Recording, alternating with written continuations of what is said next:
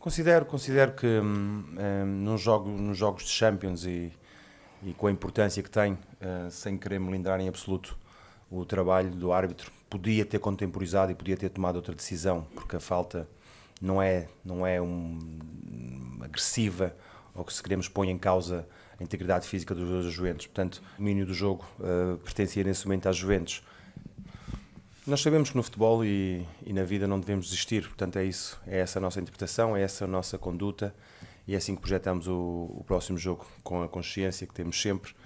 Tudo é difícil, mas tudo é possível.